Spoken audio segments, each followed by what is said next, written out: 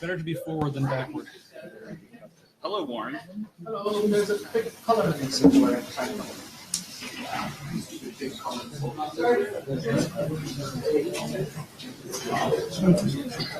Yes. Do you want to be someplace in the middle? You can sit on the floor. I see we're continuing our tradition of meeting in really weird rooms. Although I think the giant column in the middle of the room is maybe a new low. I think I have to buy We need them better chocolates bribes. next time. Buy Stephanie something good. Come sit here in a chair. That'll be better. I don't know. So, hello, welcome to IDR. At least we seem to have a room that's big enough that everyone can sit down who wants to sit down, so that's something. We have a note well. It's the same note well that everybody else has, only it's on a different template.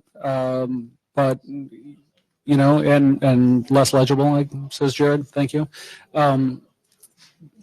But, you know, despite the fact that we see this so often that everybody's mental filters just filter it directly out, I hope that at some point you have read it and at some point you have noted it well. And if you haven't, you really should.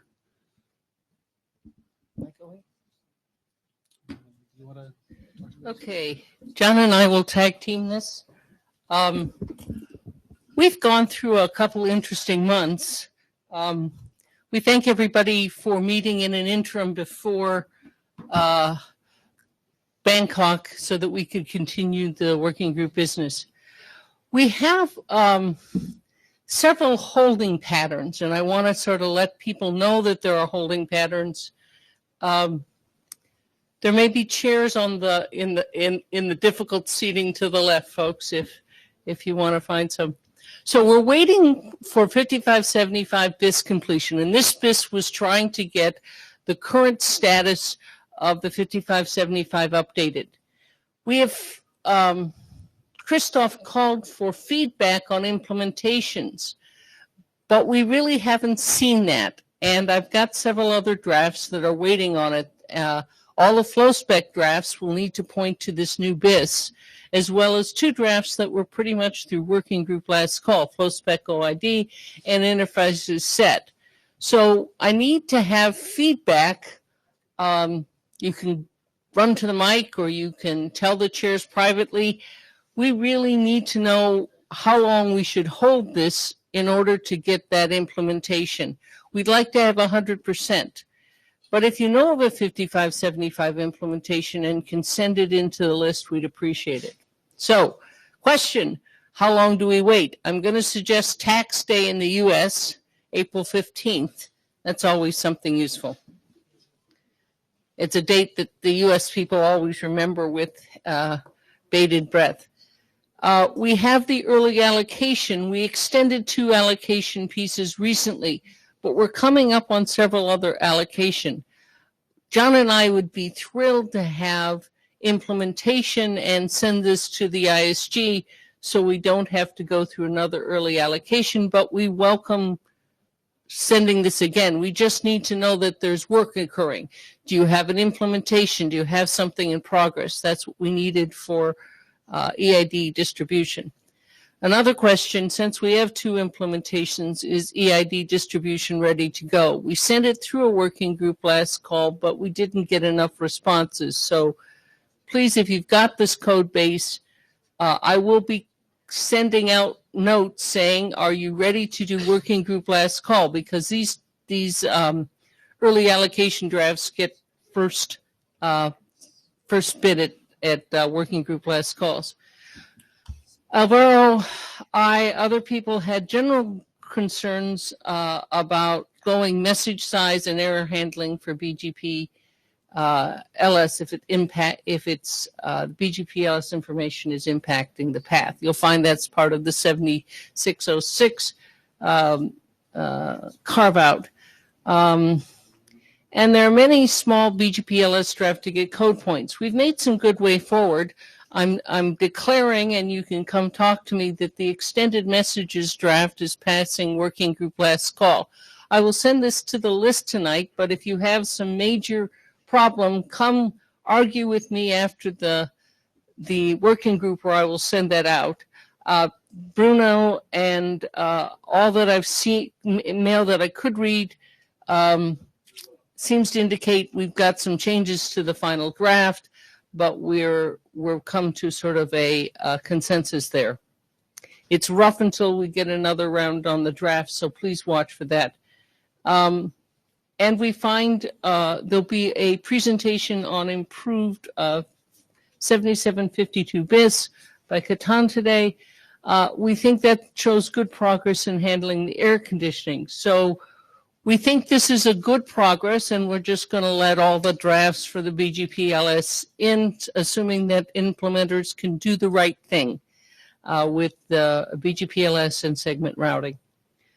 We do propose making it easier for drafts which are going from the IGP, and we've talked to the LSR chairs, and they'll query LSR, so that if you have a code point in OSPF ISI is that you can just append that draft. Now that is for simple drafts, and these drafts will be co-reviewed by IDR. This is basically for the class of drafts where something's been defined in the IGPs, and there's, you know, there's a whole little zoo of IDR drafts that basically say this thing over here in the IGP, we want an encoding in BGPLS also. And, you know, we said this should really just be, you know, in one document, just give us the ISIS encoding, the OSPF encoding, and the BGPLS encoding. There's no need to have a second document for rest. We think there are more useful things to do with your life than write another draft like that. I see Catan nodding his head and perhaps care. Okay, there are these adoption requests. Please review them. I will begin to cycle those out now that we've made that progress. If you are ready and want to come up and tell me that, then I will start your drafts shortly, given a 1-week hiatus. Most people do not speak to us a week after IETF while they catch up on everything else. So I will start it on the 6th or so of April. So please let me know. There is another adoption request from Heinz, IDR, MSDP, BGP aggregation. After we do the presentation today, we'll get a sense of how quickly we need to work that. That was from November, but let's see where, we don't have a presentation on that today, do we? Probably Thursday. Is it on Thursday or did I? Jacob, do you have a presentation on this time, or did I miss that? Okay, then we'll start the adoption unless you have something you want to say about it. I'll leave that to open time on Thursday in case you want to. We still have some time if you wanted a status update since I haven't started adoption. But my plan is to send it forward to adoption request. Is that good? Okay. Partial implementation reports. This is where we get stuck, and I need some input from the group. We have two implementation, we have a 2 implementation rule, but we have for draft IDR BGP best path selection criteria, we have 2 implementations from Cisco in 2 of their trains, plus a partial from Juniper. Is this enough? Jeff, I believe it was still a partial. Okay. Then if it's enough, please let me know and I'll go forward. I'm intending to do it because this has been sitting there for 6 or so years with these implementations in the field. We have BGP tag implementations, again, with 2 Ciscos. We have rumors of others. We do need some indication from the working group, and tunnel in caps John will cover. Yeah, so the part of the sticking point on tunnel end caps is that sort of if we had it to go back and do again, I think that maybe what we would do is produce a, the infrastructure piece of it, progress that, and then produce individual or, omnibus, whatever, but a separate document that had different tunneling technology implementations. So as it stands right now, the document has everything in one place. So great, smaller document set. But the problem is that not only does nobody have a full implementation of the whole thing, but it's unreasonable to expect that anybody ever will have an implementation of every single tunnel type that's in that document. So my feeling is that our requirement for implementation on that should be that we sit down, look at the document and say, okay, this stuff is the fundamental stuff, and do we have implementation of that and at least one tunnel type on top of it? And I'd be glad to take feedback, on that strategy either or now or, later, however you like. John and I really need your feedback on these partial implementation reports because we'd like to clear our deck, but we got to clearing the deck and we found sticking points. So we just need some advice. If we do not receive advice from you, we'll just try to do the right thing and you can complain. Yeah, I still need implementations for these 3 drafts. They sit there in implementation. I did get the implementation status working on the web page, so you note that it's past working group last call. Okay, if I missed yours, it is possible. Send me email, come up and send it so we can cycle through these fairly quickly. We will do working group adoption or last call pretty promptly in 2 weeks. So if it's your turn, be ready, because if you don't get enough response or you get if you don't resolve the conflicts yourself or ask for help to resolve the conflicts, it will go to the back of the line. So help yourself get through the process. I think we're done.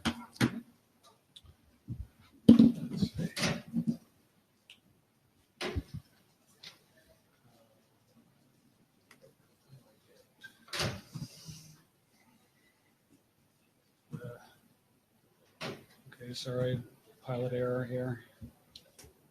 There we go.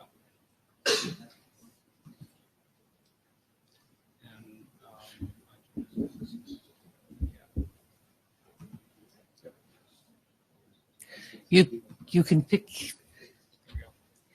I think if you stand on the pink X, supposedly the X, yeah. Sorry. You want to stand close to the X. Yep. Okay. Yeah.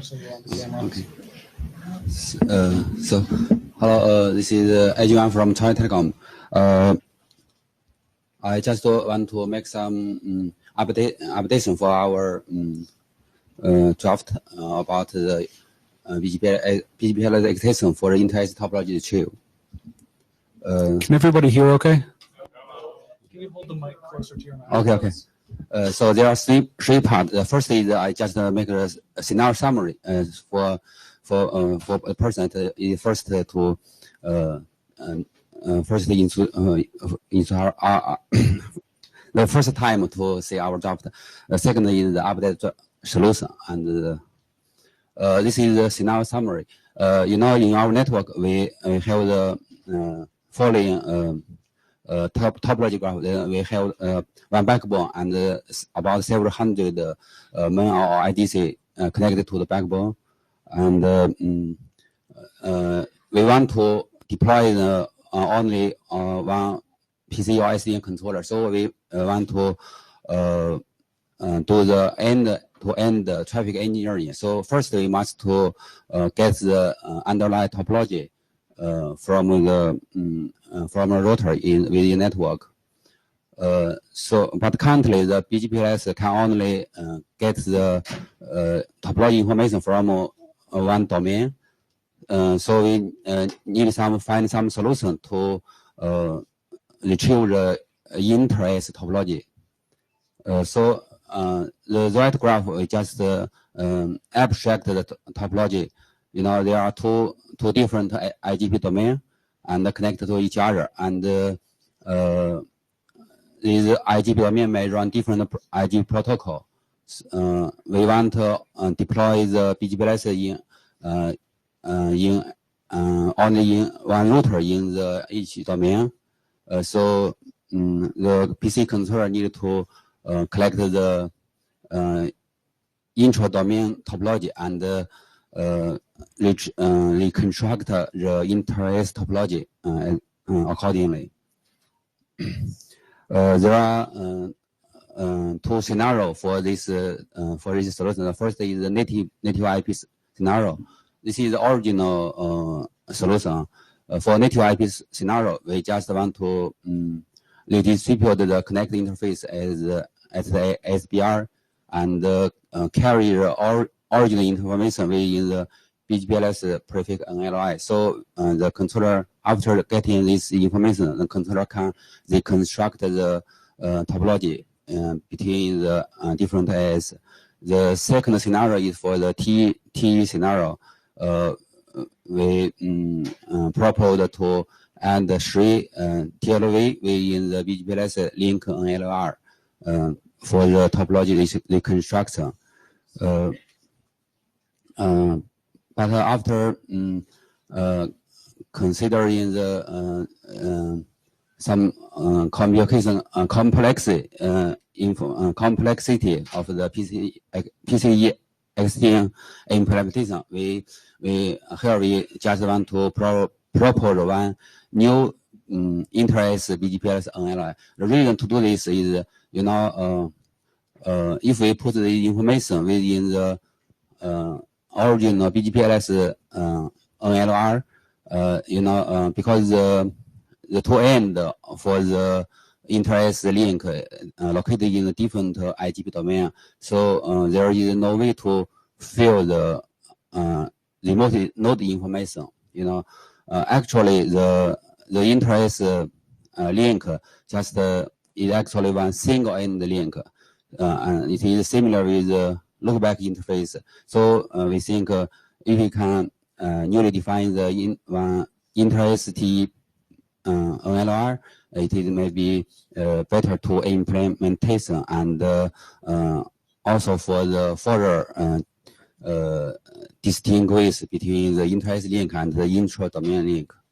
So this is the benefit for the newly defined NLR. So the first is there is no ambiguity for the link NLI, and the second is it is easy to for controller to filter inter-S link. If we use the method that described in the previous draft, we must pass the packet into the link descriptor and then find the inter-S link and the intra-S link. The third benefit is such solution can also be used for native IP scenario. Currently, for native IP scenario, we just use the distribution and different approach to the solution. So if we use the newly defined NLI, we need not do the distribution. We just need to use the passive mode for inter-S link. So the passive mode, passive link also can act as one end link. So based on this solution, we can unify the solution for the TE and the native IP scenario. So this is the updation for the inter-S topology retrieval. So, any comment? Okay, during question and answer, I'm going to work on getting the next slides up. Yeah. But please go ahead and come to the mic if you have questions.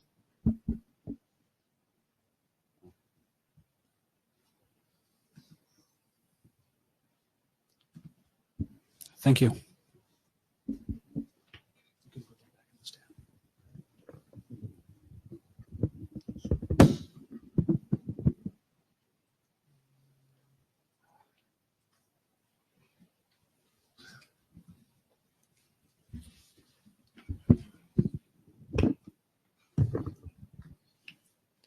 I am Huaimo from Huawei. Today I'm going to talk about BGP extensions for SR36 segment order allocation. So right now we know for BGP LS, we have a lot of information such as link state information, and those link state information includes TE. So right now, BGP also do the segment routing policy. So when we do that, we also allocate some and manage some resource information.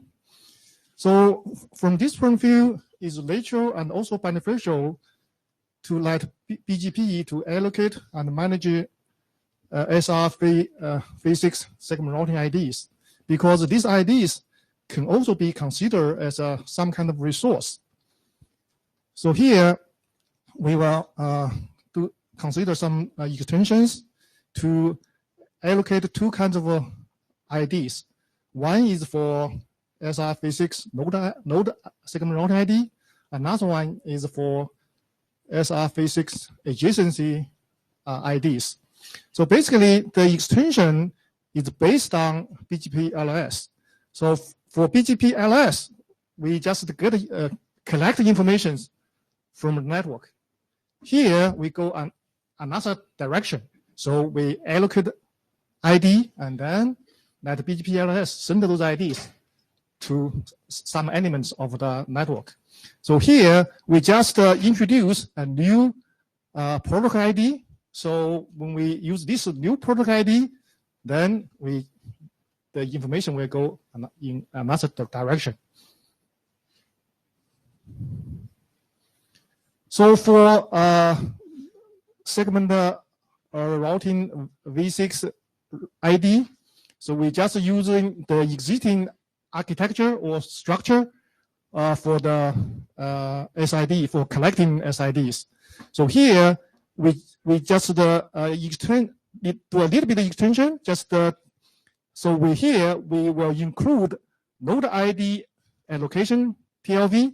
So those TLV will contain the information for SR-V6 segment routing ID and the related informations. Here, basically, we just contain two TLVs. One TLV will for the segment routing ID for V6. So another one is for locators. So these two information will be enough for the segment routing V6 IDs. So another type of ID is for adjacency. For adjacency IDs. For adjacency IDs, we also use using the same structure from the BGP LS, but here we use a new protocol ID. So this new protocol ID, when we use this new protocol ID, and then the information will go in another direction. So here, for SR-V6 adjacency ID, one is for point-to-point link, another one is for multicast link. So for point-to-point link, the information for these two types of adjacency IDs, the information is almost the same. Only difference is that for multicast adjacency ID, we use another remote side ID. So for the remote side ID, enable route ID, because we have two different protocols. One is for ISS, another one is for OSPF. So because those ID, the length of that ID is different. So for OSPF, we just use 4 bytes. So for ISS, we need 6 bytes. So here we just introduce a new flag called O. O means maybe OSPF. So the ID will be 4 bytes. And then if it's not O, and then there's IIS, it's 6 bytes. So that's the difference. So any questions and for this one?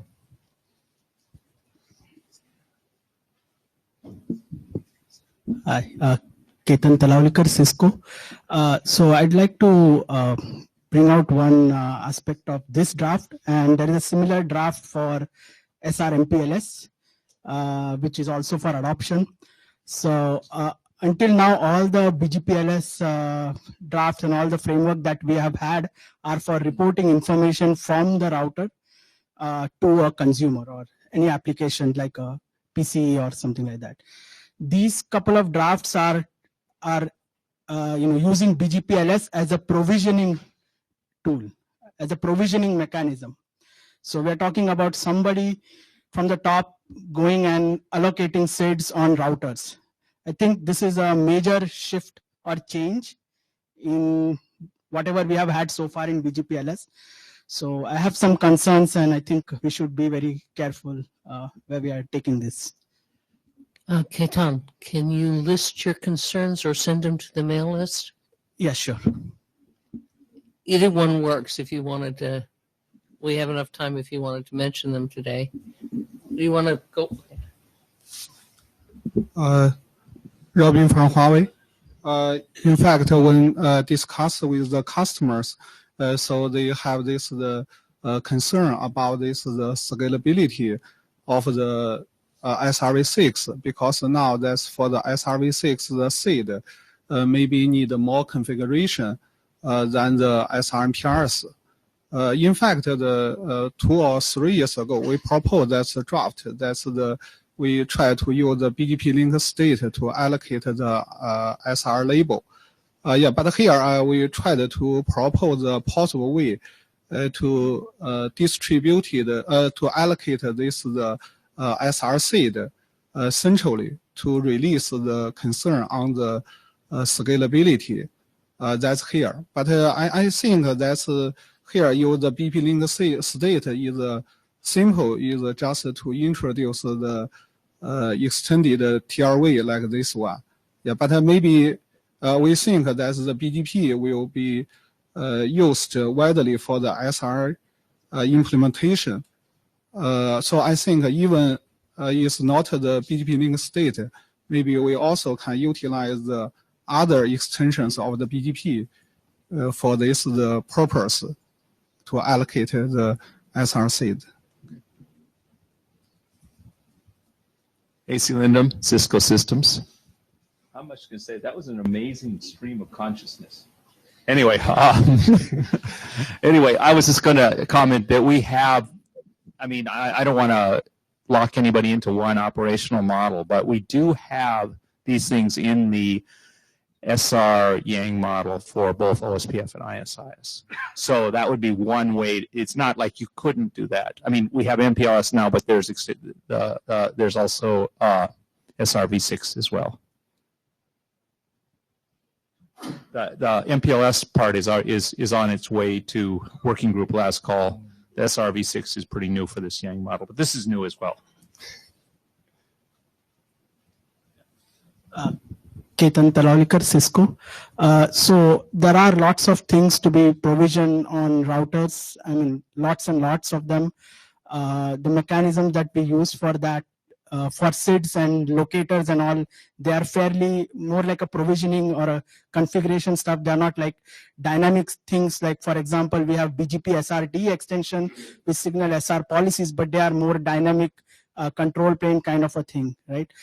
Here it's relatively more stable. It's the initial configuration kind of a thing. So I think the Yang models and other provisioning mechanism that we have is sufficient, and I would really question introducing this into BGPLS. Yeah. Please go ahead and respond. Yeah, I think because right now you see BGP already have extension for segment routing policy. So those when we do that one, we also needed to use a resource and also allocate resource, right? So that's those segment routing stuff is also done by BGP, and also the BGP will send those information to the equipment in the network, right? So here, this is just another extension. So just a little bit more extension to do need more things. For example, segment routing ID.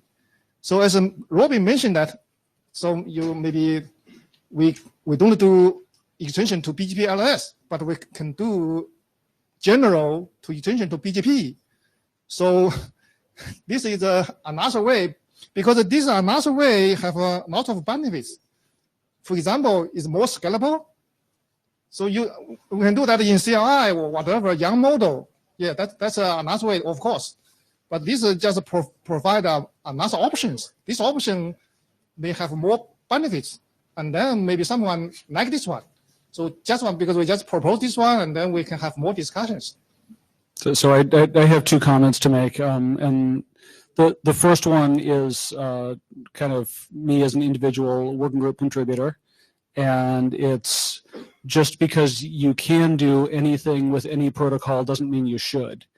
And the second is more with my working group co-chair hat on, and it is that although we do a lot of SR stuff in this group, and the IGP groups do the same, we do we have a spring working group which is chartered with the segment routing architecture, and it seems to me like a bunch of what we've been talking about just now is more an architectural question than a dynamic routing. How do we arrange the bits on the wire? So I think it would not be a bad idea.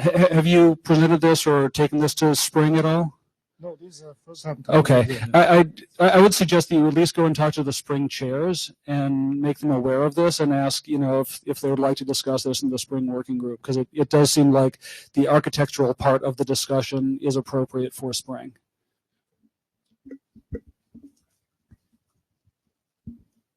And unless there are any other questions or comments, I think we're ready for the next person. Thank you. That's also you. Okay, perfect. So this one is about routing policy distribution. So this is already version 4. So this one, I think the first option we already presented last time. Just give a summarize. So for first option, just we do extension in the action field.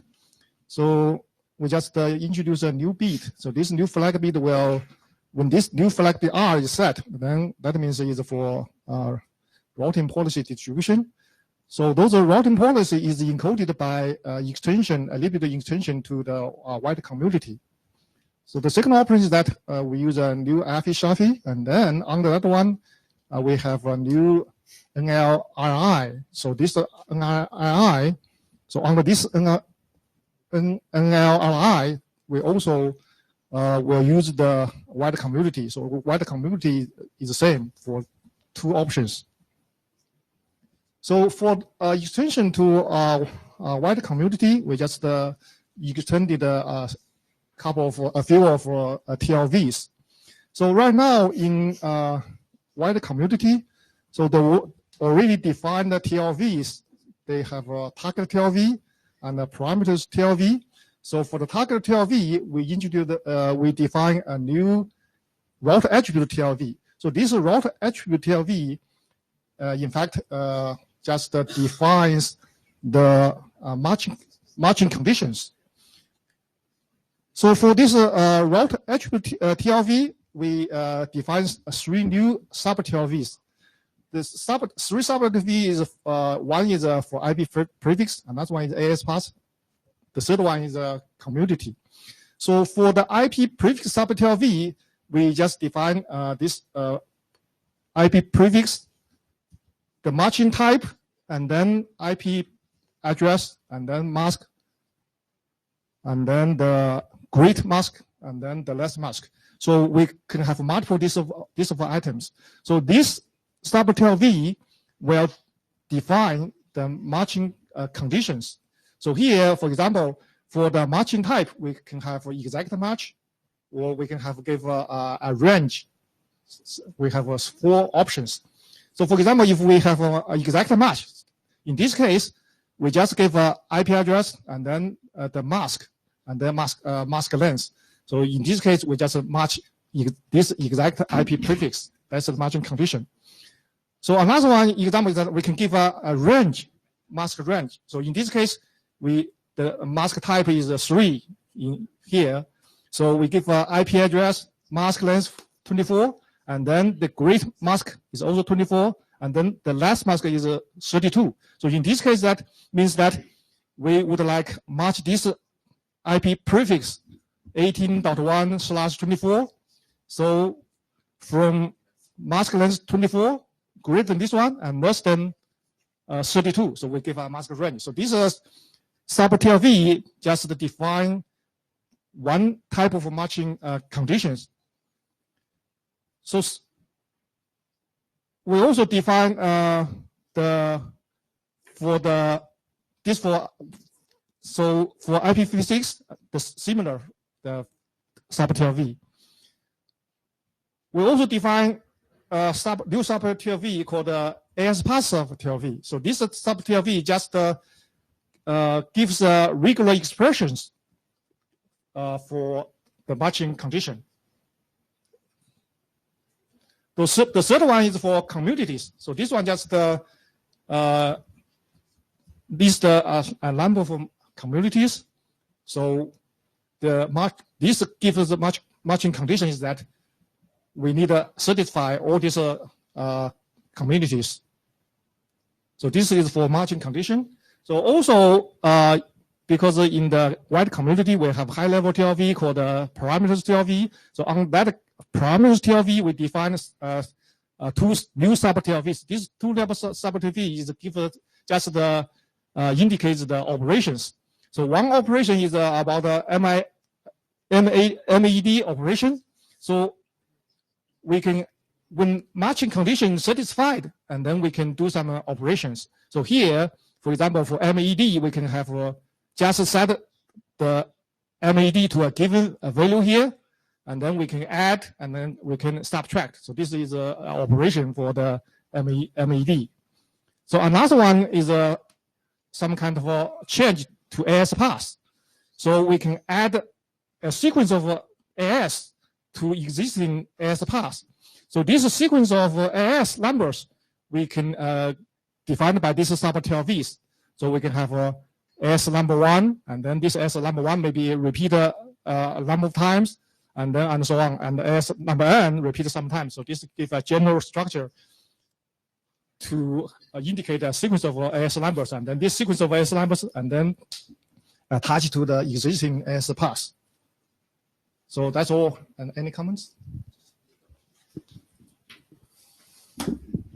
I think previous John's comment applies, but besides the point, where's my feedback loop? So I want to install an entry, and how do I know whether it has been installed? Who's going to tell me that this prefix is actually has been applied and forwarding and working? Yes? Yeah, that's you mean No, serious question. The community draft. The community draft, I think, is adopted, right? You mean this one is this one is dependent on the community wide communities draft. That one is in working group draft for some time. Is Robert? I don't think that was the question. Do you want to try to restate it a different way? Yes, so you're configuring things. I want to know my operational state after configuration has been done. So how do I convey my operational state or derived state with BGP?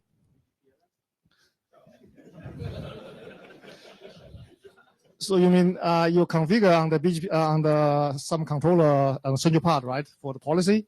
So this policy will distribute to the edge node or whatever. So you want to verify whether your configuration is in that. And I want counters. I want everything I usually do with policies. Yeah, that's maybe there's some ways to do that. For example, you can use CLI to check whether your configuration. So I use BGP to configure and CLI to retrieve counters. Yeah, that one means we may have more work, right? We can do more work to detect whether we are stuff there, right? I have a question for you, Jeff. How does that work with FlowSpec?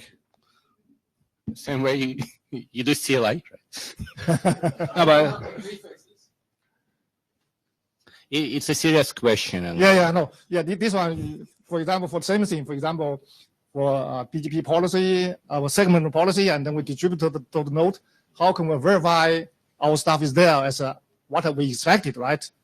This one, a similar thing. So we configure some kind of policy, we distribute there, and what happened in there is what we expected on those equipment. So I think we need to have some work there to really detect what's there. The only thing you could do in BGP is withdraw prefix, right? So, by the way, I'd just like to remind people to please state your name when making a comment. Sorry. Yeah, that's a very good question. I think also very practical stuff, right? Because you do something, you want to see something. Yes. Yeah, that's right. Christopher Lauber, next layer. Since you asked about FlowSpec, I don't think this is the right vehicle for this. So there were two options actually, but I don't see any similarities that can be used with flow stack. You have like so many different components in there. Oh yeah, I'm sorry. I didn't intend sense. to suggest that flow spec be used for this. I was just trying to say this isn't the first time with BGP that there's, not a return feedback loop. Yeah, Jayong from Huawei. Actually, I want to mention that also we don't have this feedback for many existing market situations like flow spec, like or we have with the SRT policy, we need some mechanism to give the feedback back to the controller. So I think this is a generic case. For this one, maybe you also need to consider that. AC Lindum, Cisco Systems. Yeah, I think in response to that, the good thing about as primitive as it is, just applying a policy, you're not one level removed. So when you send a community, you don't know that everybody supports it. Whereas if you do a RESTconf or NetConf, you get an RPC response right back saying whether it was worked or not. You get immediate feedback. But the other thing I'd like to say is operationally, what dynamics, what advantage does this have over just provisioning it using, NetConf or restaurant? What's the advantage? Yeah, that's a good question. I think in our because this is version 4, I think in the previous presentation, people already take why we need this one. So the reason is that those traffic is dynamic, and then the policy, if it's not done manually, sometimes we need to adjust or re-optimize those paths.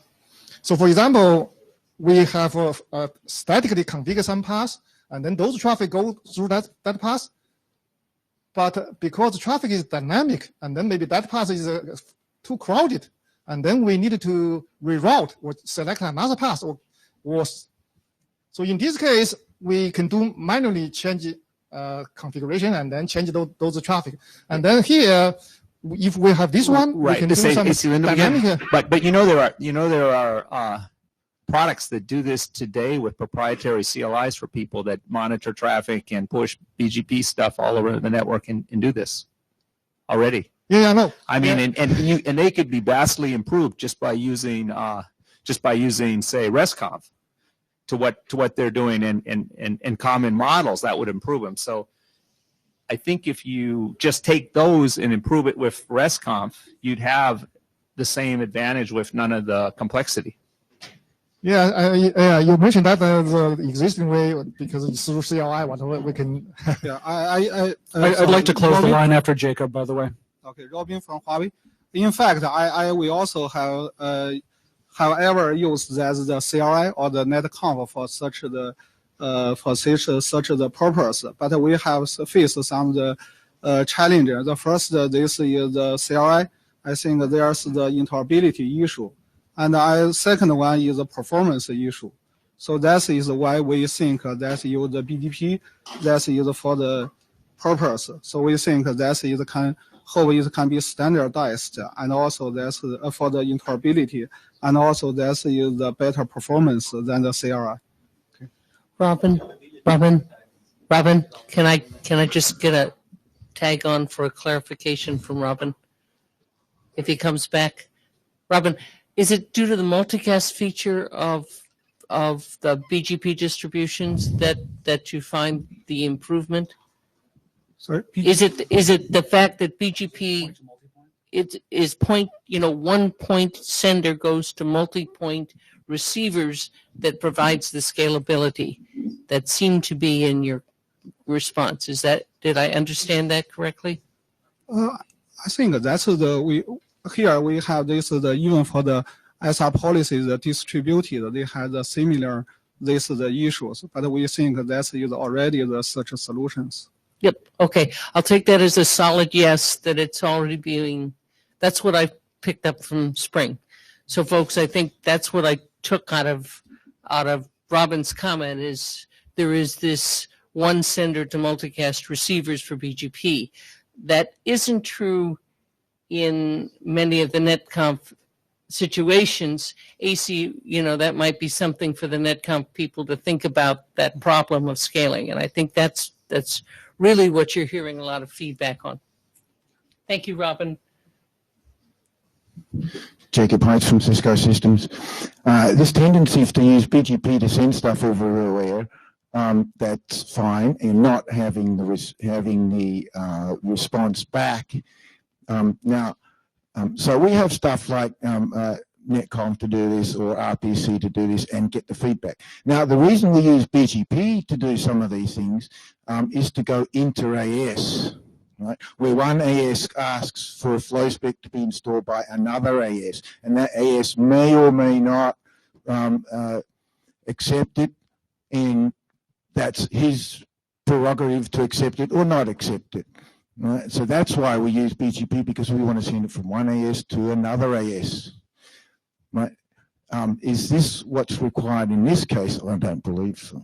Yeah, this in this draft, you see, we also mentioned that this apply to the multiple AS, because we want to adjust the traffic from this AS to another AS remotely.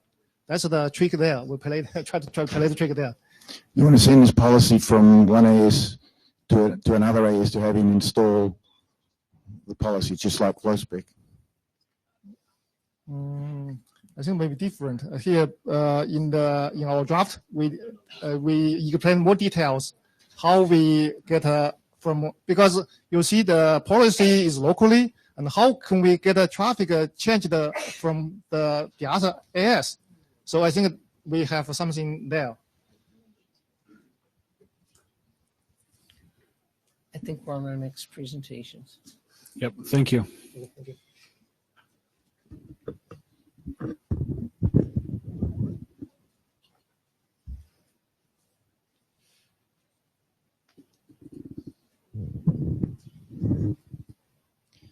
Okay. Can you hear me?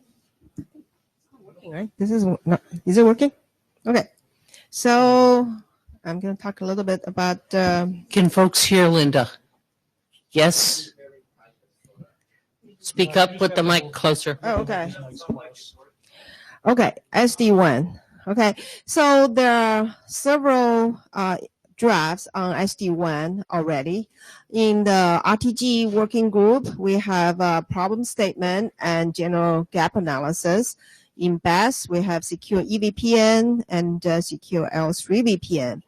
And so for the SD-WAN, see here I'm talking about some of the different aspects.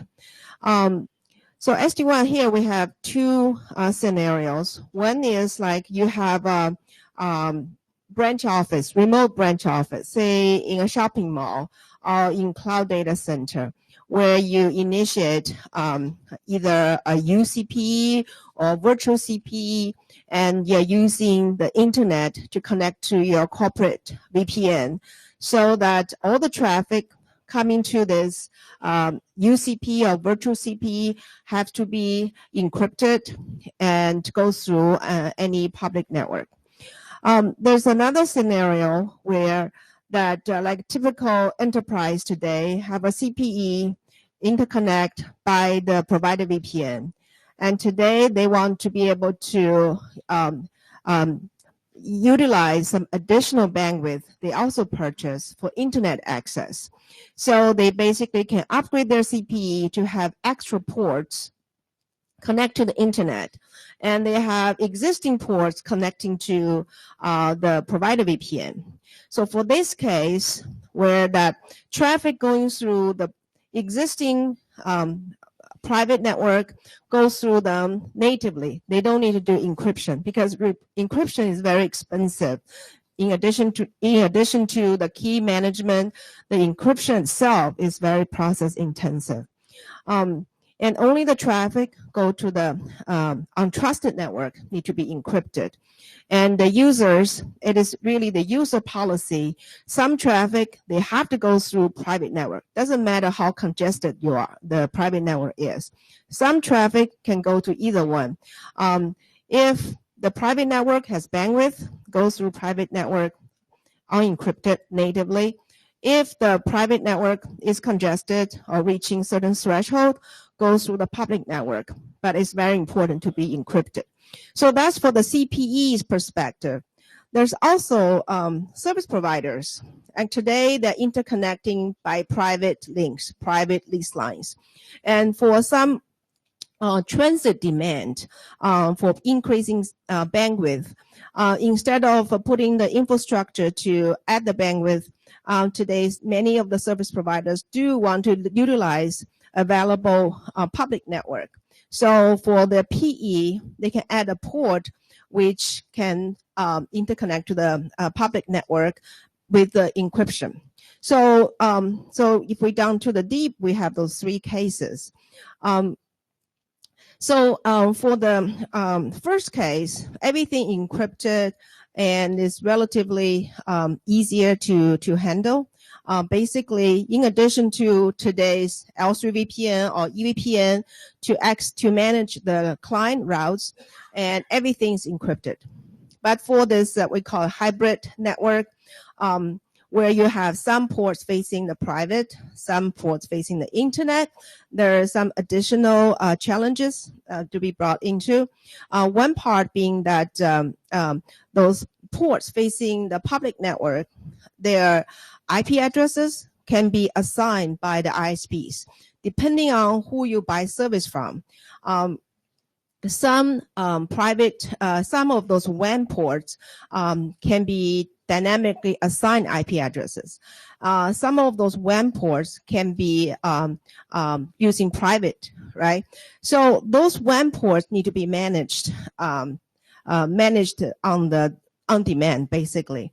So one part of the SD-WAN nodes is really the ephemeral property, meaning a node can be instantiated on the fly and being removed based on demand. So it is very important to have the protocols to be able to handle those WAN ports management. In some of the deployments today, some vendors are using NHRP and to manage the WAN port management, but they have to do some extensions. And so instead of using NHRP, we're advocating to using BGP, because all those CPEs already have to support BGP anyway. So with little extension to manage the WAN port, make it scale better. So the WAN port management is really about registering is public IP address, private IP addresses, facing the WAN interface, the uplink, not the private. For the client side, is we're using the same mechanism as today. So each CPEs need to register his ISP assigned IP addresses, his loopback addresses, and also the controller need to be able to manage the adjacency, because you could have one CPE here in Prague, you could have another CPE in another country.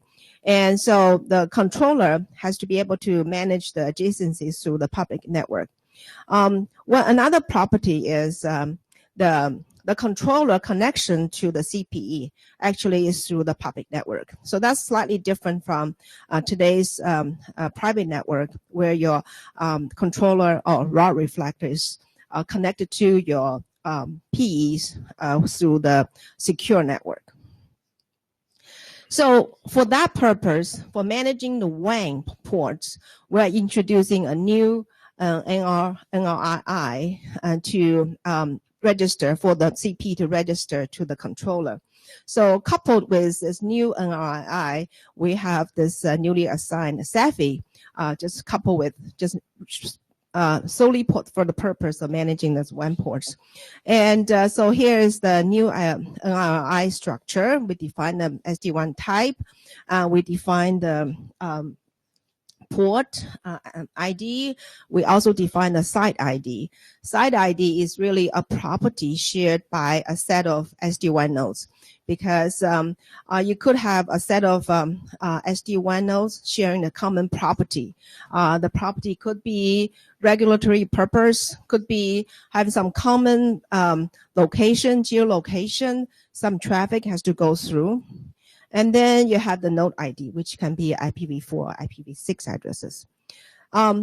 So for the SD-WAN nodes, since they can be far apart and in different locations through connected by the public network, it is depending on the controller, in this case, the RR, to manage the peering group. So that, say here, I just use example, one CP in Dallas, one CP in Beijing, and they actually belong to one group. Another group maybe is in different locations. So all those WAN port address propagation is policed by the BGPR. And then for the port itself, like when you want to register your port properties, the WAN port properties, you will have your address, your private address. If you use NAT, what kind of NAT do you use? What kind of, and your public address. So this is the extended port properties. So that's it. And if you have any questions, you can ask me. And we have, for general the SD-WAN, then we have discussion in the RTG working group. Alice, I just Cisco system. So we have another draft in the BIS, Yes. which we introduced last IETF. And we had a couple of offline meetings going through the different use cases. And I was explaining how we can meet all these use cases with that draft. Right. So why do we need another way of doing the same thing? Okay, so for the draft, we've been discussing is really about the client routes being propagated by the BGP, right? You're talking about how do we map Linda, the client. that's the homogeneous SDN case. No, we Yes. discussed both homogeneous as well as heterogeneous. And I was explaining how we can do both of them. Okay, so here is But really if it is not clear, I mean, I can go over it Okay. again. okay. The reason for this is really for the WAN port management, because today when you have a CPE, you use CLI to manage all the ports. You configure the WAN ports, right? You configure what kind of interface you connect it to. But for the CPE itself, for the SD-WAN CPE, we're talking about zero-touch provisioning, the node being created by itself, right? And the WAN ports, they could have dynamic address, and those addresses need to be reported to the controller. So this is a totally different aspect from what we've been discussing. So The common denominator, regardless of the WAN ports, whether it gets dynamically allocated or statically allocated, or whether it is from the public pool or private pool, basically we need to be able to allow for the multiple of such ports to be flexible, to have set up the different Okay, folks, IPsec I'm tunnels gonna among them, and be able to map different traffic flows to the different IPsec tunnels. All these can be done. Guys, time, we've hit the time limit, so we're going to cut the line. Sorry, after Ali. And Ali, I suggest that you and Linda should provide this discussion in writing on the mail list. we have And I like to also request to be fully articulated what aspects of these use cases cannot be fulfilled with the other drafts. I think my point is you should have the discussion we will on have. the email list, and you should both provide your points of yes or no. Okay? okay. So we Folks, can discuss, continue on Wednesday, right? Yeah. So please continue this interesting debate on the list. I really, on not just best list, on IDR list, since it's a proposal.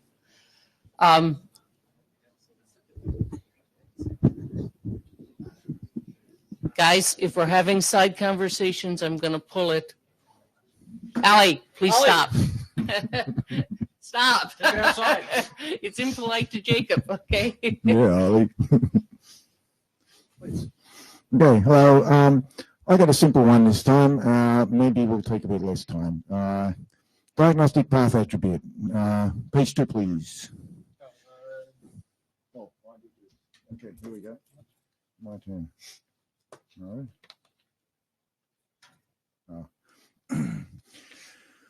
a path attribute to assist with network troubleshooting. I think this one is probably better, more for vendors than for operators, but operators also.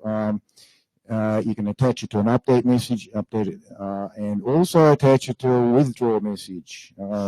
So I have a checksum and a timestamp in it. This is, here we go. It's consistent of elements.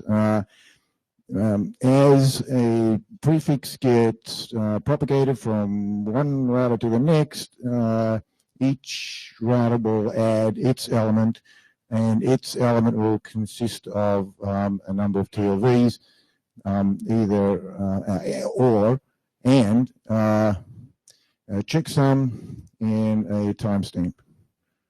The element also identifies the speaker with its ASN and router ID. There we go. Timestamp and a checksum. So I had another update. I added different timestamps for different portions of within the router itself, when it's received, when it's sent off to update generation, when it's sent to replicate to the right queue, so forth. All right, no unintended propagation. So the point of this is that it doesn't go and pollute the internet. So it's non-transitive, so those that don't recognize it will not send it. For those that do recognize it, we need a configuration to make it propagate. Now, I had a question from someone else. Should we propagate by default within an AS, right, if implemented? That's it.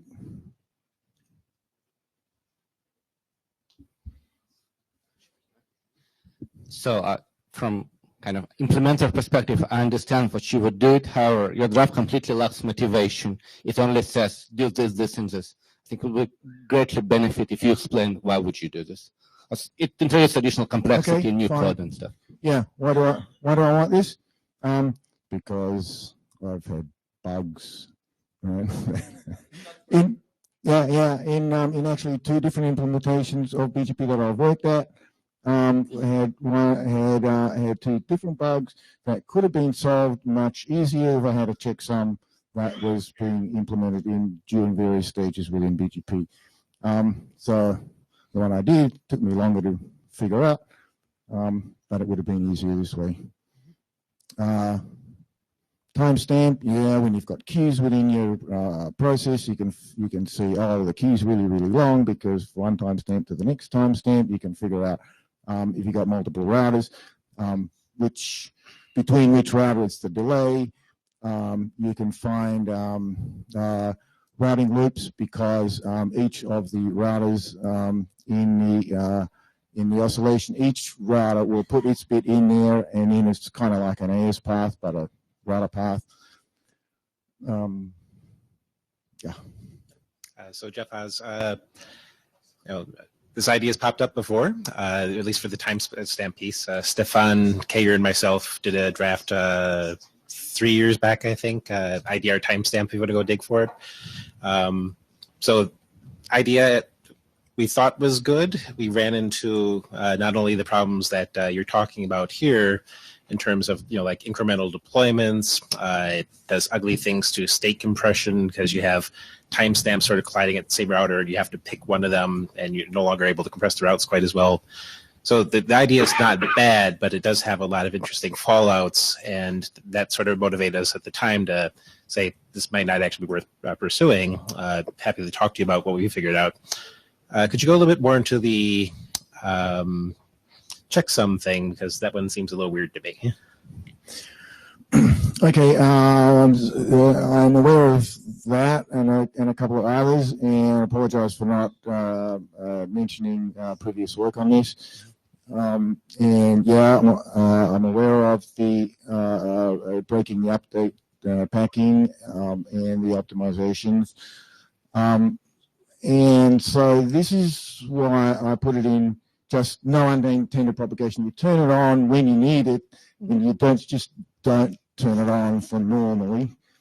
So normally it won't do any harm. When you do need it, then you do need to be mindful of the breaking of the update packing. That sometimes is a problem. It's not always a problem, but you need to be mindful of it when you use this. Now, which is fine, right?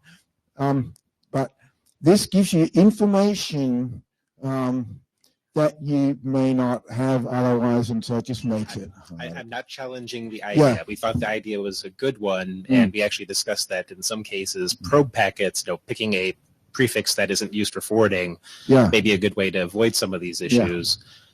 So again, like I said, I'm not challenging the idea, just that we ran into enough of the issues when we did this last round that we decided to stop.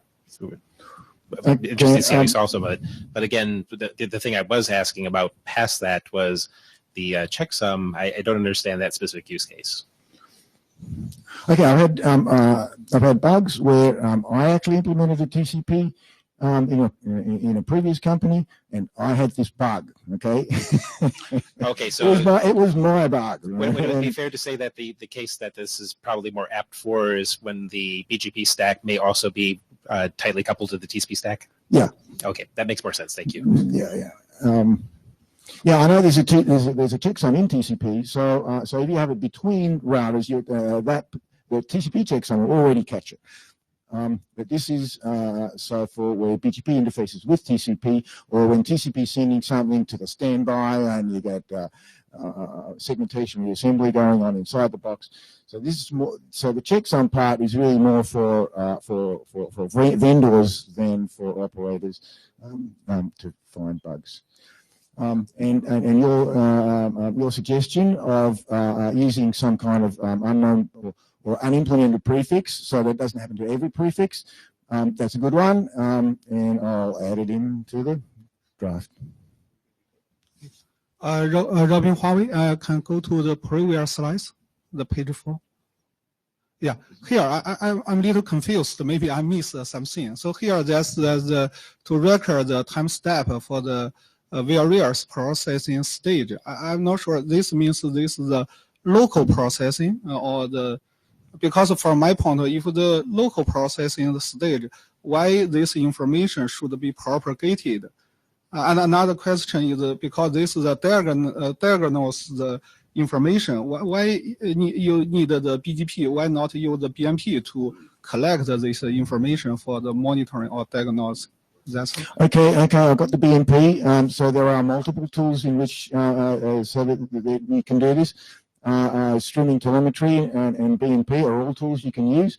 My response to that is the more tools you got, the better. The more chance you have. So your other question, why should this be propagated? It's useful to propagate at one hop. The next one, you may take it out, you may leave it in. It's up to him. So now you can see the propagation between routers and within different stages within the router as well. That gives you information. Again, you don't normally turn this on. You turn this on when you have a problem, and you can find your problem.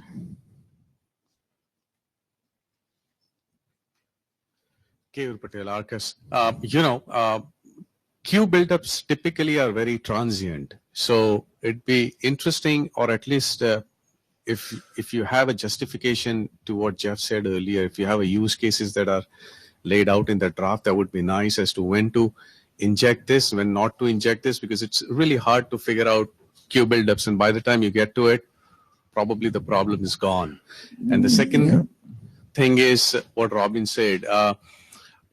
If you were to do something like this, if you can outline how this is way better than the existing solutions like BMP, it'd be great also. I'm not sure I need to do that. It's good enough as it is. So, I mean, you're free to implement it on it or not implement it. I think if you do implement it, you've got a leg up. So the one place that came up in the prior versions of this stuff that we discussed is that sure, seeing when it pops out on the wire is a useful thing. BMP can give you that. Part of the motivation is where do you do the timestamping? Do you do it before? Do you do it after? This was the thing that we discussed, because part of what you're tracing in some of these cases is the flow of where things are passing through individual pieces of the BGP pipeline across many routers. So being able to see that on receipt, you got it at timestamp X, on export, you did it at timestamp Y. That gives you an idea that there's inter-system latency of some sort within a box, and you can't cleanly get that sometimes from just BMP data. So there is motivation for something just beyond BMP. Yeah, thanks. Okay, so various stages would be when you receive it from TCP, when you add it into the table, when you import it into the WRF, when you send it to RIB, when you start the update generation, when you do the replication, and finally send it to TCP. Different implementations have different stages, and so I didn't want to get specific about standardizing each of the stage because everybody's all different. So you put your own numbers in for whatever you want. This sounds like a great thing to continue over a beer. Thank you for an interesting talk. And I think we'll ask for Srihari to come up. Thanks. Oh, yeah. Working group adoption. Jacob, do you want to circle and ask that in a day after talking to folks, or do you want to ask for working group adoption now? I just want to make sure. Okay. Cut to the chase. Cut to the chase. Okay. All right. It's fine. Let me go through what this draft is all about.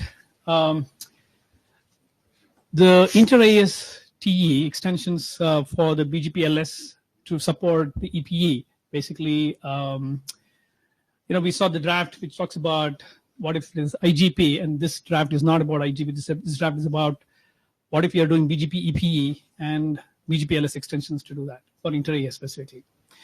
Just as a background, there are these two drafts, specifically the one that's routing EPE, which I believe it's refreshed to 18. It describes the mechanism to carry the BGP peering segments in BGP-LS. And it also refers to 7752 with a lot of link attributes, codes, and things like that. But what I saw is, what we've seen is there are some gaps for specifically to support inter-AS multi-hop eBGP for TE purposes. Okay, so let's look at this diagram. You can generalize this diagram to be having multiple eBGP sessions between two routers. One could be per address families, depending on what you want to configure. There could be multiple interfaces to that. And the key is, if it is under single administrative domain for these multiple ASs, then the thing that we are missing in this is there is no mechanism to show is any link used for FRR protection. If it is, how am I communicating in the SID?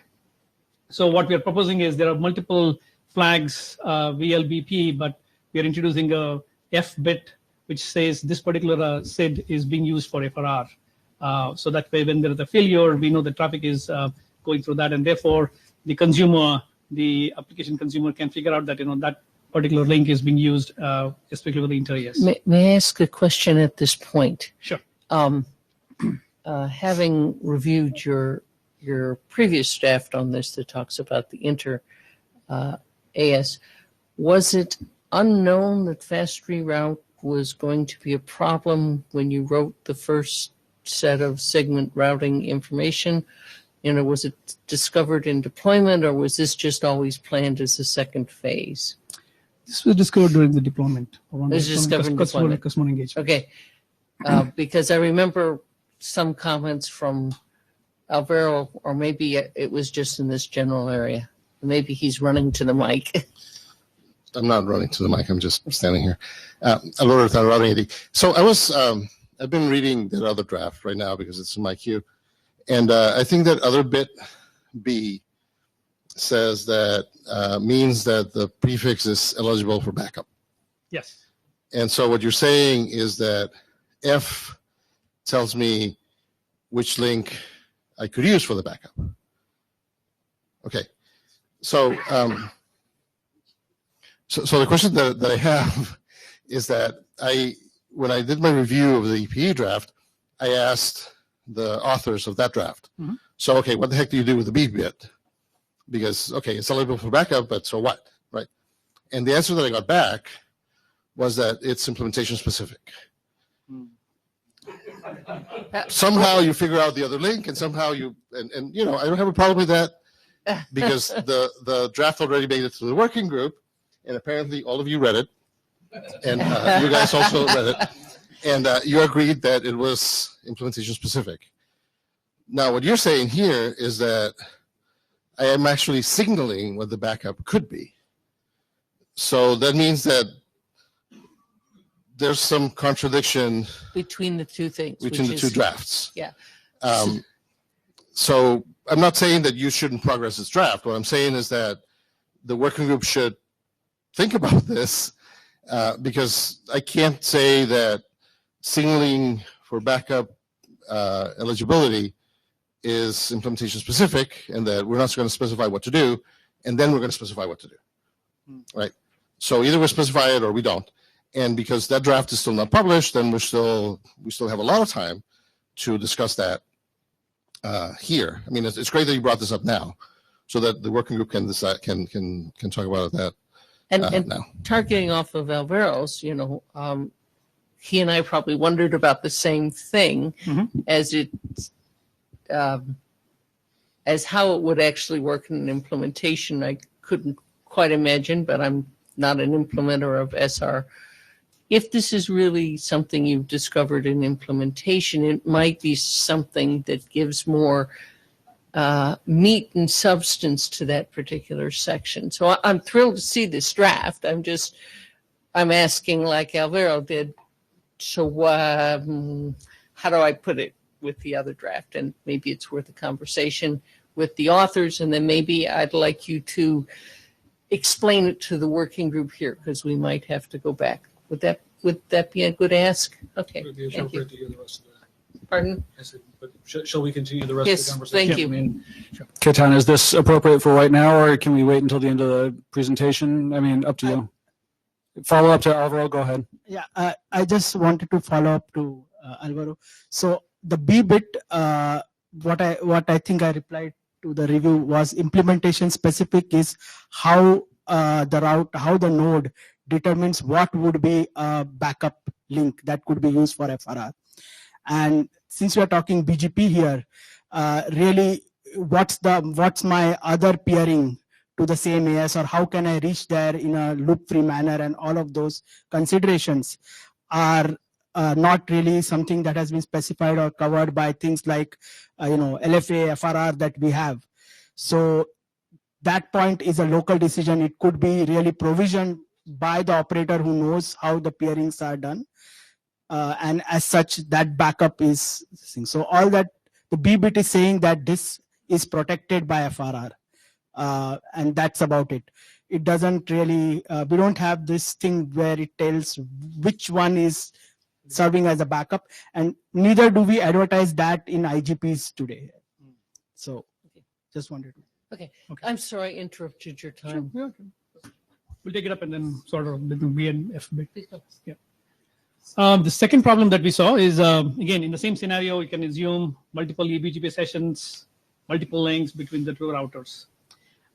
In this, when we are doing eBGP multi-hop, for you to be able to really say that, how do we make this work from a centralized consumer, right? The local remote BGP peering addresses are not sufficient to identify. Today, as such, the drafts and the RFC that I mentioned before do not clearly convey how a eBGP multi-hop peering is possible. So what we are proposing is this. Peer-edge said it must be advertised for inter-AS links, and it should contain the T attributes, local and remote interface addresses. Can you guys hear okay, by the way? Okay, all right. Is it better? Okay, cool. So let me repeat. So what we are proposing is peer-edge said must be advertised for the inter-AS links, and it should contain the T attributes, local and remote interface addresses. And peer node said should contain the local IP address. Now, the reason why this is needed is because when the link fails, the consumer can then correlate which of the links are connected to the session, because it's a multi-hop session, which of this is connected to the session, and therefore take the appropriate action.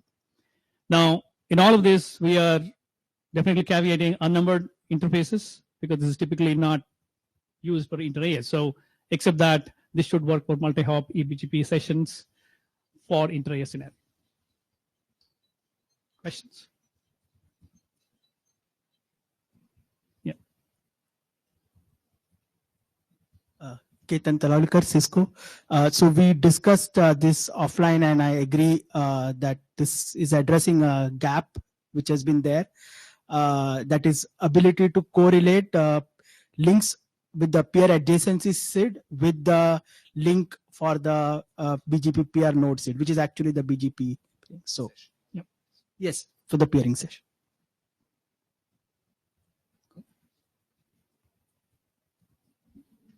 No more questions? Any others? Or Just a very quick question. I was trying to read really quick the spring draft on EPE. Are you presenting this in spring? This time not. Okay. So the only reason I'm asking is because if I remember correctly, and I read that draft a very long time ago, the main case that it talked about was the case where the other draft is addressing, right? The one where you only advertise internally those external links, not this one. Now that's not a problem, but it may be that the Spring Working Group wants to describe this as well. That draft already passed IAG evaluation, all that stuff, but it's sitting waiting for something else that hasn't gotten to the IAG yet. So if we're adding a couple paragraphs, that shouldn't be a big deal.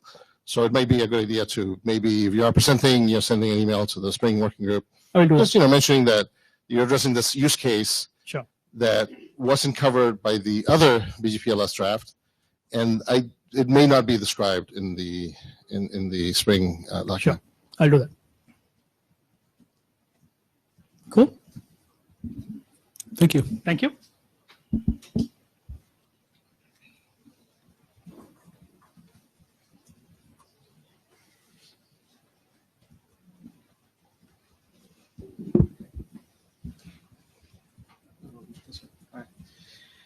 This should be a simple draft. Can you guys hear me?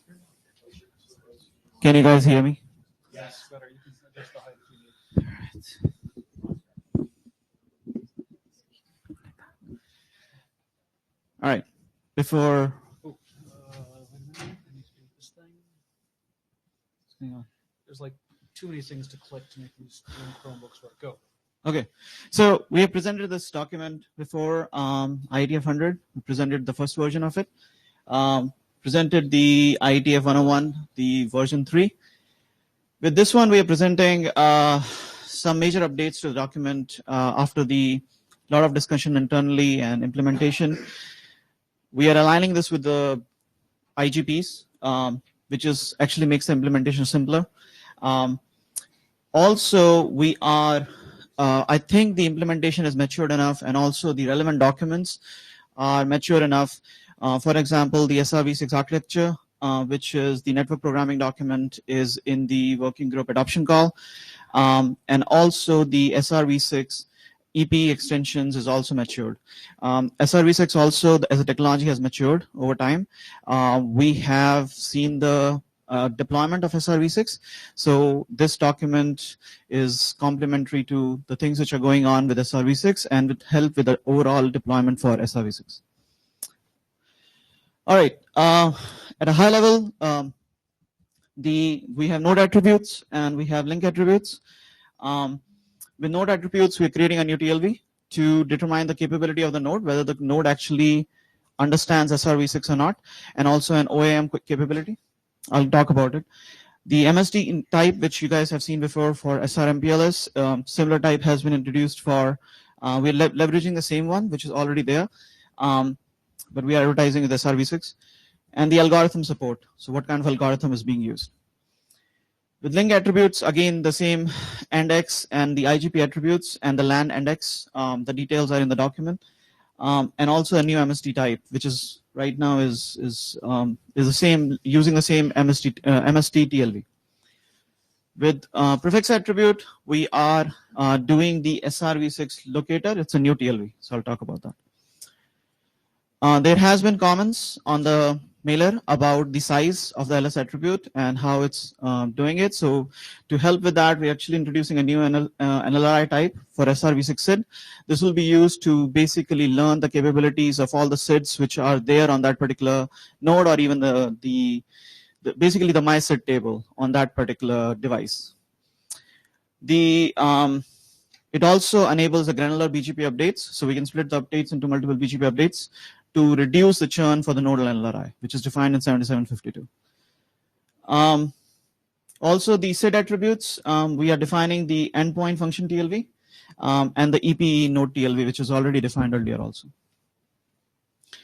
So SRv6 capability, as it says, indicates the node is actually SRv6 capable or not. It's creating an O-bit, which tells whether it's capable for OAM. We're also leveraging the new MST types, which are already which are defined over here, which is basically the ones, and the node points are not assigned yet. And the algorithm TLV, which is basically defined in 7752, we are using it for both MPLS and for SRv6. With Lig attribute, we are creating n.x SID TLV. This should not come as a surprise to anybody. It's pretty much standard of what we have used before. Similar what we have used before. The LAN and X SID TLV is also, which is the same concept which we have used with MPLS. And this is the MST type, which is same as what I described earlier. The prefix attribute TLV, this is basically defining the locator and also the function, the metrics, and the associated algorithm for it. For example, you could have a flex algo associated, which is associated algorithm with that. And some of the flags, which is basically the down bit and the anycast. The NLRI, which I was describing, just to reduce the size of the node NLRI, we're describing a new SRv6 SID NLRI to carry the SRv6 SID information from that node. And corresponding descriptors are being defined, which will carry the information TLV. So there could be multiple sub TLVs carrying all the SIDs of that node and learning the capabilities which that node is capable of. And the SIDs associated with that. So, and then there is already a multi-topology identifier, which is defined in 7752. We're using that. All right, SID attributes. So we are defining the function and the algorithm for SRv6 SID. It's the same concept for the functions and algorithm which has been described before, so it's pretty straightforward. And the peer node SID, which is for the EPE, we had defining the peer SID and also the peer set SID. Same concept for the EPE document, which is going through the working group right now. All right, with that, as I said, it's pretty similar to the concepts which we have used before for SR. We are just extending the same things for SRv6. And overall, the adoption of SRv6 as a technology has improved quite a bit. We even, as LinkedIn, and in some of the hyperscales, we are seeing the use cases for keeping it simple. I think the technology itself has seen the adoption. Some of the vendors have seen the implementation, and even some of the customers have deployed it. So I think with this SRv6 BGPLS extensions, it is only going to help to improve the overall adoption for the SRv6 technology. With that, I'm requesting the inputs, if there is any more, and also requesting the working group adoption. So as part of the working group adoption, one of the things I mentioned to you I'd ask is, what were the improvements you found from the original specification maybe a year ago, year and a half ago, to the deployments? What did you learn in your deployments and in your initial implementations? So one of the main things which we have learned is to basically sync it with IGP to keep the implementation simpler, so that we can reuse some of the code and the implementation which we have done. And that's one of the part of the reason which we have done here. Also to address the comments about the size of the BGPLS attribute is growing, we created a new TLV, the new NLRI, which will help. Okay. And then how does just for the rest of the audience, what helps with creating the new NLRI? Well, with SRv6, you're actually going to be carrying a lot more information. So with node NLRI, which is already being used, I think by creating a separate NLRI, it helps with reducing the size of the node NLRI, which will carry. Okay, and I think that's important. Alvaro, did you have some questions? Yeah, I do. Alvaro Rotana, Huawei, speaking as an individual. So I didn't read the draft, but I noticed in there that you said that you're defining a new MSD type in this draft. No, we're not defining new MSD. It's the MSD type which is already, well, actually there is a, let me go back to that slide. I mean, maybe I didn't understand correctly. Yeah, so it's basically the same concept which is there for the MSD. We are using, it's for the functions which we need for segment routing V6 to work. No, I understand that. Yeah, My yeah. question is, you said that the values are not assigned. Are you defining the registry and everything else here? Or is that coming from the IGP drafts? Okay, good. That's all I wanted to know. Thanks. So, Alvaro, what The was the registry answer? has been already created for starting PLS draft, so Right. I assume at some point you'll request. Yes. Okay, let me go back. Okay. All right. Any other questions? Yeah. Jadon from Huawei. You said that this design is aligned with the IGP ISIS SRv6. The TLVs are. Yeah. But I see that in the IGP you have the locator TLV as a top TLV, then you have the seed sub TLVs, right? But here you have the locator in the prefix NRI, then you define a new NRI for the seeds. Why you make this kind of change for BGP? Yeah. I have an expert behind you. He'll answer that. Yeah. So the IGPs, in the IGPs, we have a very limited amount of SID that's advertised, which is basically the end SID, and there can be a few of them. Whereas in BGPLS, we could have many more SIDs. And it again goes back to the, if all of these SIDs, SRv6 SIDs were advertised as a node attribute and locator in the same way, then we would really grow the BGPLS. Message size. So this enables more granularity, and as we see further, we'll have other types of SRv6 SIDs which are not being propagated within the IGPs, but maybe introduced in BGPLS. So that's where this granular signaling approach has been adopted. With this mechanism, you will have each individual update message for each SRv6 seed. Is that correct? Not individual. You can pack multiple SIDs into the same SID and Only if they have the same attributes, right? If they have the same attributes? Yeah. So If you will they don't you have do the same same attributes, level you will of have, attribute matching which you do today with BGP. More updates message. Right. Right. I don't think that's a concern. Okay, so with that, I request Chair for the working group adoption call for this document. Glad to hear that. Thank you. Thank you. I'm teasing him because I've been bugging him to ask for working group adoption for a while. It's the first time I've had to pull a working group adoption from someone. So just to introduce Ketan's talk briefly, this is slightly unusual in that the draft was, I think, finally uploaded like 6 hours ago. So normally we try to avoid having talks that, you haven't had a chance to read the draft.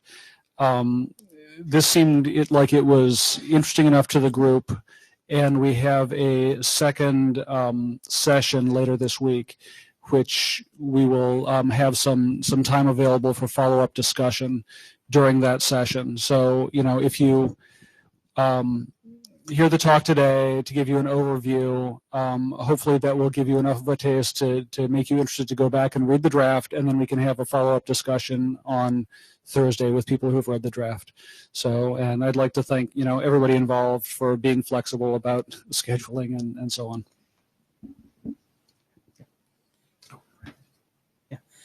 Thanks, John. Hello? Am I audible? Yeah. So we'll start off with why. Well, can everyone hear Ketan? Yeah, okay, good. Okay. So the question we start with is why do we need this update? So there are a few aspects that we'll try to go over. There have been a lot of questions and discussions on the mailing list about BGPLS carrying the information in BGP and the kind of checking, handling, error handling, semantic checking, and all of that that's needed to be done. So to set the context, one of the first things in the update is introduction of some terminologies, which we hope will help describe the role of the BGP implementation and what needs to be done as BGP-LS information is propagated. In that context, there are updates to the error handling and fault management aspects. So this is also a topic which has been discussed on the mailing list with a lot of inputs and clarifications on those. So this is to document that and review it. Then there is one aspect of BGP-LS, I think, which has probably not been discussed on the mailing list, but amongst some implementers that we've had discussions, there has been this, I would say, somewhat confusion or lack of clarity or ambiguity about of the use of instance ID in BGP-LS and how the IGP domains are actually mapped in BGP-LS. So we'll talk about that in a bit. Few other things, key things is this BGP-LS attribute, and as we keep adding more and more TLVs and extensions, there is a concern that we would hit the 4K BGP update limit. So we'll talk a bit about that. At this point, we don't really practically see us there, but potentially this is definitely possible. So it's better to address it upfront. And then there are some other minor editorial changes and introduction of some private use TLVs. So to start off and set the context, we've updated the diagram in the draft a little bit and introducing these roles. So the first one is the BGP-LS producer. Now this is a node as a BGP speaker which originates or introduces information into BGP-LS. I mean, it could be coming from the IGPs, it could be the nodes, local properties, all of that. So it's really originating information. Then we have a BGP-LS consumer. It's shown by the consumer block. Now this is actually an application or a process or a controller or any of those things that is actually using the BGP-LS information as information signaled via BGP-LS to do some functionality. The functionality would be application specific in that. Now technically this is we'd like to kind of separate it, so it's not really the BGP speaker or the BGP implementation. There is a kind of fine line that we probably need to draw there because this consumer application is beyond the scope of BGP-LS. So that's one of the key aspects. And then we have what we're calling as a BGP-LS propagator. So this is really a BGP implementation that is handling the BGP update messages with link state information in it, performing best path calculation, and it's really just exchanging or transporting the BGP-LS information kind of opaquely. In this picture, when we have this deployment with route reflectors or information going across multiple AS, we would have really something like a BGP route reflector, this RRM, which is really simply propagating the information, right? But the propagator piece, these roles are not really mutually exclusive. So the same BGP implementation can actually be originating information into BGP LS. It could be propagating certain other information and maybe also handing off some of this to a consumer application, right? So the definition of these roles are being defined just to help clarify where needed in the rest of the document. Next, we come to the link state NLRIs, and RFC 7752 has defined 3 types, but we have more being introduced by other drafts. Some of them are working group documents, some of them are waiting for adoption. But what needs clarification is that implementations must handle unknown NLRI types in an opaque manner. So they should be able to process and propagate these. I mean, this is what we would enable us to introduce new extension without requiring upgrade of the BGP infrastructure. And I mean, example is a route reflector. The capability negotiation is done at at the FE-SAFE level, but not for individual NLRI types. But this is something which we thought would help getting clarified in the spec so that implementations handle this well. Now, within the NLRIs, we have a bunch of TLVs that can be used. They are called descriptors, so node descriptor, prefix, link descriptors, and other types. So the proposal or already the text in RFC 7752 does indicate that we need to handle it unknown, unsupported TLVs in there. But what we are adding is that we don't require BGP speakers or BGP implementation to do semantic validation on what's really in the TLV values and fields. So obviously we need to do the syntactic validation so that lengths and all of those informations are proper, so we can parse and process the BGP messages, but not really go into the semantics. And this is because as more and more, again, TLVs and information gets added, we don't want to bring in a lot of these new complexities or things into the base BGP implementation. Like, just think about from a BGP-LS propagator point of view. The only rule which is there, and it comes in the existing RFC 7752, is that the TLVs types in the NLRI are organized in ascending order. And this is required so that we do not have multiple instances of the same information appearing as different NLRIs in the BGP tables just because somebody is arranging it in any order. So this is just mainly to help that. And if not, then trying to clarify that it could be considered as a malformed NLRI in that case. Now, the syntactic checking is done by the BGP implementation, but the semantic checks are proposed to be done only by the actual consumer application. So that would be outside the scope of BGP-LS.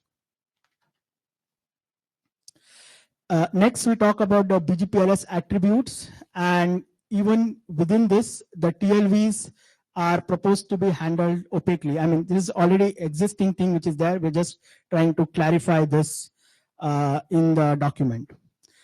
Here, there is no need for ordering by TLV type. Any of those limitations are there.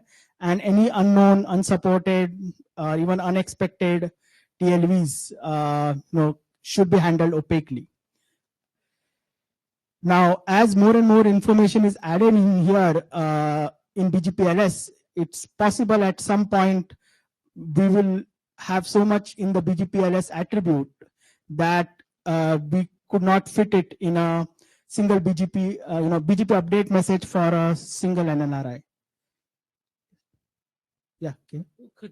Could we just take it at the end of the slide? Unless it's clarifying for this slide. Yeah, unless it's is it a clarifying for this slide? Yeah, I just wanted, Kair Patel, Arcus, I just wanted to let you know that if you drop it and consider it as an attribute discard in this case, it's quite possible that the consumer may not have a clear picture of the network topology, and you may want to signal that somehow. I'll come to that. So, Thank you for the clarification here. That's important. Yeah.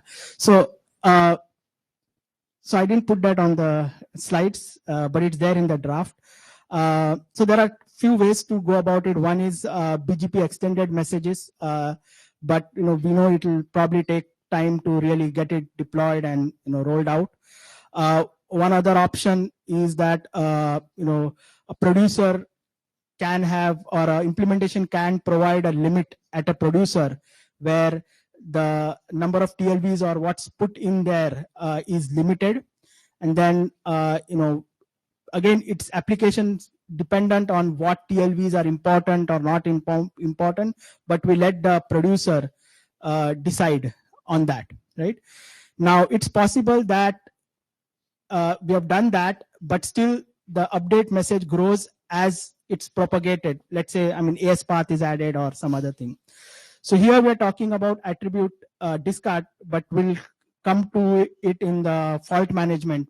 To answer Kayu's question, the proposal is when we discard the attribute, we still propagate the actual link state NLRI all the way to the consumer. So when a consumer sees a link state NLRI without any attribute in it, that's kind of like, say, a hint that this information is not withdrawn, it's still there because the other BGP attributes are still there. And then that may be used to kind of debug or troubleshoot at what point in the BGP propagation was this discarded. I don't know if that answers the question, but yeah. So the question that it begs is, do you get into a loop where the consumer doesn't know what the topology is, so you have problems and you're not getting the right error feedback, so the error continues? You don't have to answer now. You can do later. Right. This seems like great fodder for either a mailing list conversation or follow up on Thursday. Okay. Yeah, we can. So here the semantic checks are again for the consumer, not within the BGPLS scope. Next is instance identification in BGPLS. So we have multi-domain IGP topologies, which are link state objects from here are advertised out via BGPLS. So a consumer sitting on top can really have a clear multi-domain topology view of the network.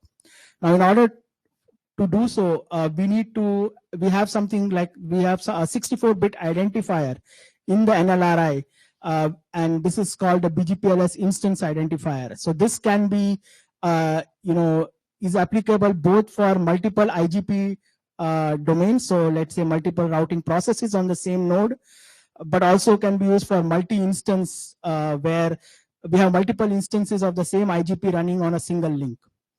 So this identifier is configured at a IGP instance level on the producers. That's the node which is originating the information.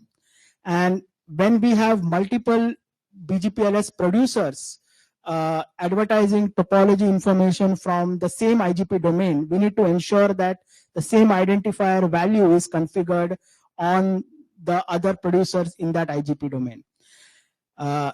Plus, when there are multiple domains, we need to give a unique identifier to the other domains. So these things are what would help really somebody who's looking at this BGPLS information like a consumer to really construct or identify or correlate the link state information coming to it to the actual IGP domains in the network. Right? And we have another TLV 513, which is called a BGPLS identifier.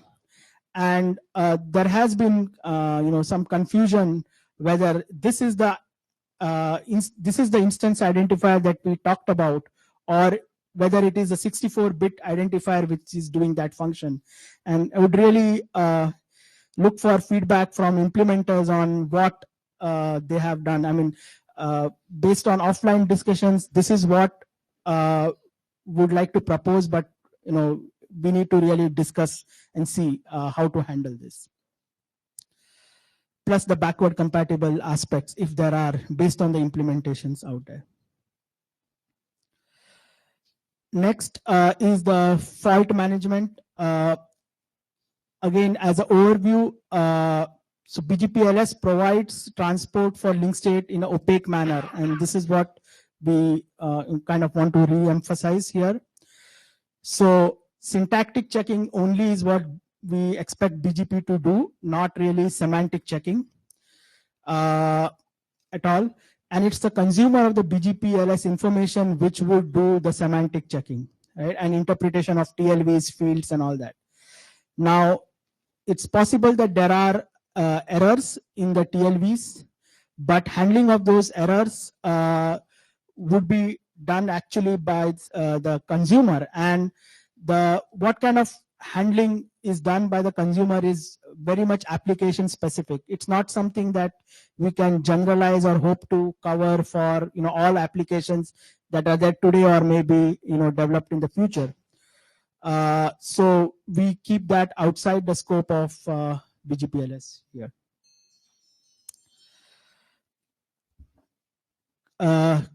So specific to link state NLRIs. Now, when the error in the link state NLRI or the TLVs in there is such that we cannot really parse or process the message, then we have really not much option but to do something like a session reset, right?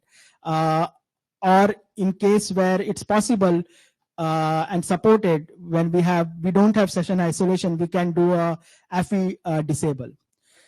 So these are just recommendations. Things would also depend on the implementation aspect, right?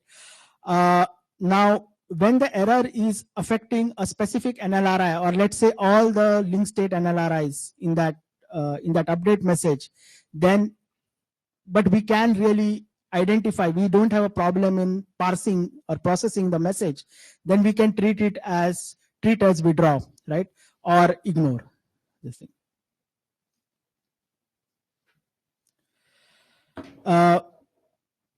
Similarly, for the BGP-LS attribute, it's somewhat similar on when we need to do something like a session reset or AFI disable, and when the error is within the BGP-LS attribute itself. So some TLV within it doesn't have the correct length or so, but the BGP-LS attribute length, for example, is fine. I mean, so it can be read. Then we would it's the attribute discard, which is there in the existing RFC 7752. That's a recommended. But here we're looking for the actual NLRI, link state NLRI, to continue to propagate without the BGP-LS attribute, so that the consumer does not misinterpret this as that link state object. Let's say a node is going out of the network. So it still sees that object in the network, but it doesn't have information about it, right? And the idea there is that it probably enables some sort of a diagnostic to go and look back and figure out where this problem happened. One other clarification, I mean, it might be obvious, but need to clarify, is that when we say BGP-LS attribute discarded, it's not for individual TLVs, but the entire attribute is getting discarded. I mean, there might be some kind of ambiguity in there sometimes. So on the fault management and error handling, obviously appreciate feedback, discussions offline or on the mailing list. Next, so this is about, it's not something which has been discussed on the mailing list, but based on implementation and deployment feedback, I want to run through this example. And it's about handling of unreachable IGP nodes in a network. So let's take this picture here, and let's say it's running OSPF as the IGP, and we have this link between R2 and R3 in area 0, and all the other links are in area 1.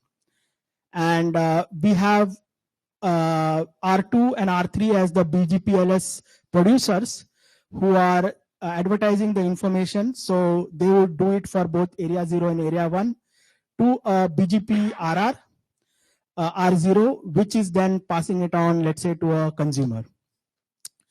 So consider the scenario where the link between R5 and R6 goes down. Now, this is a link state IGP, but what happens is that on, let's say, look at R2, on the on R2 in the link state LSDB of R2, it still continues to hold the router LSA of R6. Now, in this router LSA of R6, the link from R6 to R5 is still present in that router LSA. Because here, if you see, when the link is broken, the area 1 is getting partitioned into 2 parts, right? So R2 still has the router LSA of R6, which is kind of stale, but that contains the link from R6 to R5.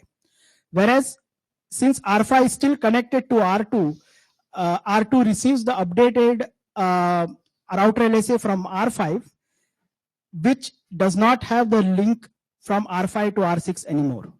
Okay. So, and the converse happens in the case of R3. Now, if R2 were to just advertise everything that was in the LSDB on its IGP node, then what would happen is that R2 will advertise the half link link NLRI from R6 to R5, which is it gets from the stale router LSA of R6, and R3 does the reverse. Now, when these updates go on to the BGP route reflector R0, these are actually 2 different NLRIs, and they would just go through to the consumer. There is no nothing in the BGP update processing which will select or one over the other. So when it goes to a consumer actually sees a complete link because it has 2 half links. It sees that R5 and R6 are connected to each other. So it does not really get a true picture of the underlying network topology. A different aspect of it is even let's say the R3 is based on the BGP best path processing, R3 is the preferred node. So what happens is for all the nodes R1, R5, R6 and R4, the link state objects are being advertised by both R2 and R3. And let's say that in the same broken link case, R3 is really the preferred source by R0. Maybe the next hop is, it's a better next hop. So what happens is R3 is giving stale information about R5 and R1 in this broken link scenario or this partition scenario. But R0, because it's just running BGP best path, doesn't have the knowledge of what's newer, what's stale. So it would actually end up sending the stale information about, let's say, R1 and R5 to the consumer. So the solution for this is that much like how it's done in the IGPs, that the node BGPLS producer, which is distributing information into BGP, withdraws information pertaining to nodes which are unreachable to it in the IGP. So IGPs do not use information or LSAs or LSPs from nodes which are unreachable. We're asking that the same be done when they are originating information into BGPLS. Now, this aspect has not been discussed or covered so far, at least not to my knowledge, but we would welcome feedbacks, inputs on this one. Okay. The goal here is not to change the BGP processing, but still give the consumer the actual true topology picture. Okay. There are some other changes, more details are in the draft. So there was some ambiguity about MTID TLV, and it's clarified that it should or must be used when there is MT in the underlying topology. Some things related to OSPF route type needs to be mandatory TLV for the prefix NRIs because we can have multiple route types. Some new things which have come up like OSPF support for node name, this has been added. There is some clarification on session isolation for BGPLS that's there in the operational section, operational consideration section. And there is also introduction of this private use NLRI and TLV space for doing vendor specific extensions without conflicts. We have opaque attributes today in the draft, but their use and things are not really well clarified, I would say. So it's possible that there are implementation challenges on that. There are other changes as well, and when we've shared the update on the mailing list, it also includes a diff from RFC 7752, so you can check all the changes in there. Kevin Patel, Arcus. Can you go back to the last slide? Yeah. My suggestion is to move some of these things into a different draft and not include as part of the BIS, because for the folks who have implementations, we would like to simply fix what is covered in the BIS and still be conformant to the RFC, as opposed to adding the newer set of information that's been proposed. Sure. I think it will help if we can go over the details and see which parts make sense and how to do that. So, just interrupt, sir. So I've read the diff only.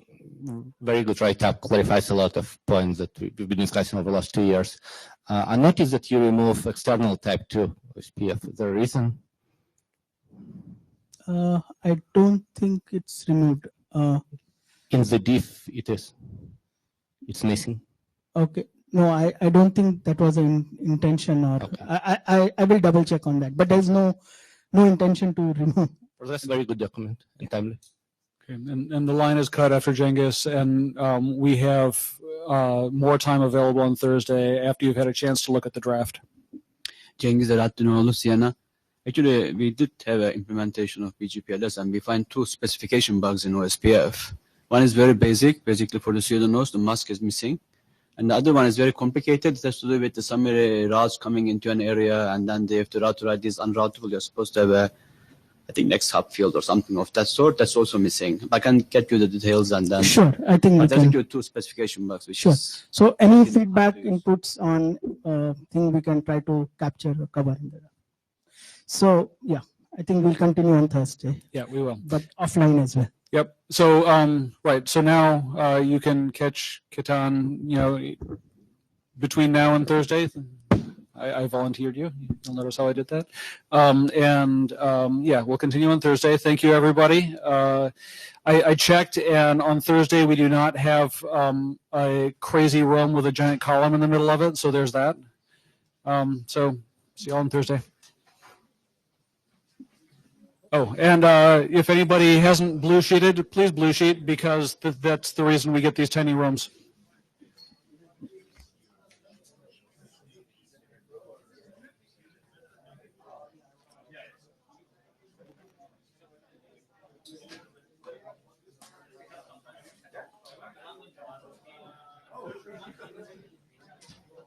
Thursday lunch.